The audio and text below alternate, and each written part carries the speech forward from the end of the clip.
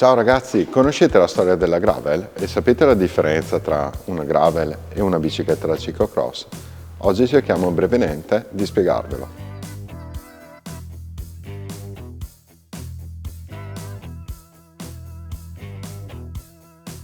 Per capire la genesi della gravel mi vengono in mente due nomi, ovvero Jackie Phelan e Richard Cunningham. Jackie Phelan è stata la prima donna nel 1990 ad arrivare terza al mondiale di Durango, in sella a quella che ai giorni nostri possiamo definire una vera e propria gravel.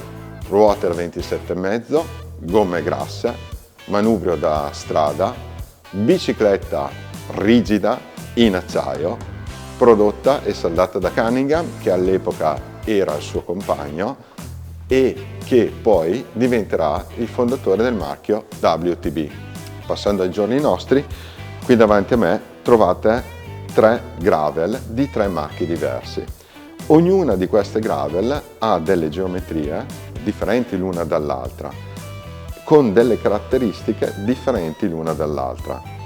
In mezzo abbiamo l'ultimo prodotto di Specialized, ovvero la Diverge STR, che addirittura presenta un'ammortizzazione sia anteriore sul tubo di sterzo, sia posteriore, ovvero un vero e proprio ammortizzatore sul canotto della sella. Questa, diciamo, è la gravel studiata per i grandi viaggi, ok? Per affrontare con comodità grandi viaggi, distanze molto lunghe, distanze fatte anche principalmente su sterrato e con un equipaggiamento di bikepacking magari anche molto pesante. È fatto proprio per gli avventurieri. Qua abbiamo la iena della Wheeler e notate bene come è fatto questo telaio. Ha una forma molto più classica, sembra proprio mutuato direttamente da una bicicletta da strada. Sicuramente questa bicicletta, la iena, è più per un gravel, diciamo, gentile, ovvero un'escursione fatta di strada asfaltata e strada sterrata, un giusto mix, un compromesso. Qui l'altra bicicletta che andiamo a presentare è il prodotto di Cannondale, ovvero la Topstone.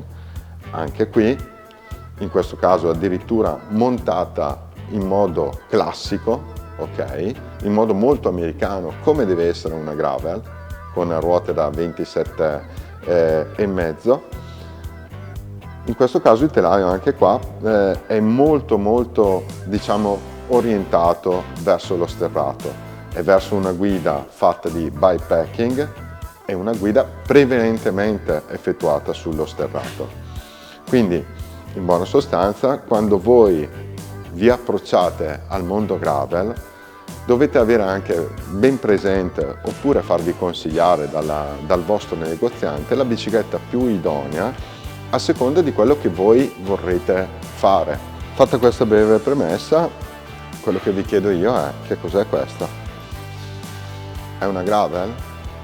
Beh, se avete visto gli ultimi mondiali che si sono disputati a Treviso, potreste essere indotti a pensare che anche questa bicicletta sia una gravel. In realtà questa è la Crux di Specialized, ovvero la bicicletta per ciclocross. E il fatto che l'abbiano usata la maggior parte degli atleti brandizzati Specialized abbiamo usato proprio questa bicicletta nel mondiale disputatosi a Treviso, vi può far capire quale sia la differenza tra una competizione gravel, così come è intesa oggi dalla UCI, e il gravel vero e proprio. Sono due mondi opposti. La Crux è una bicicletta da ciclocross, lo si vede benissimo dalle geometrie, soprattutto dal triangolo anteriore, come è aperto proprio per permettere anche una facile messa in spalla della bicicletta. Lo potete vedere dalla mancanza di qualsiasi appiglio sia sui foderi obliqui del carro posteriore sia sui foderi della forcella, la mancanza di qualsiasi predisposizione fatta per i portapacchi e quindi per il bikepacking. Ma allora, a chi è destinata questa bicicletta? È destinata solo a chi fa ciclocross o anche a chi interpreta il gravel come vado a farmi un giro con una bicicletta leggera, filante, permettendomi anche qualche piccolo fuoristrada, qualche strada bianca.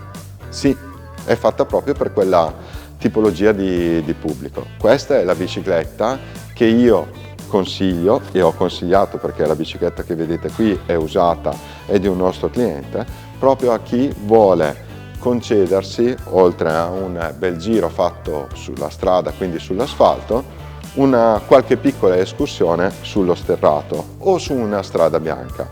Sicuramente la geometria di questa bicicletta non permette di fare le stesse cose che permettono di fare le gravel. Ovviamente potete vedere ad esempio geometricamente la cosa lampante che balza all'occhio è la lunghezza del tubo verticale, ok? Vedete come è molto più lungo rispetto a una gravel come può essere la Cannondale Thompson oppure come può essere la Diverge, ok? Che qua abbiamo tra l'altro anche in taglie maggiori rispetto a questa che è un 54. Quindi gravel che cos'è? È un modo di essere, un modo di interpretare la bicicletta. Comprare una gravel non significa comprare un telaio ben specifico, ok? Ma dovete scegliere il telaio ed il marchio che più si addice alle vostre reali esigenze. Se le vostre reali esigenze sono quelle di continuare a pedalare su strada concedendovi anche qualche strada bianca, beh allora piuttosto di una gravel pura, ok? Ragionate sull'acquistare magari una bicicletta da ciclocross, leggera, filante, che sicuramente potrà darvi maggiori soddisfazioni rispetto alla gravel. Questo è tutto, alla prossima!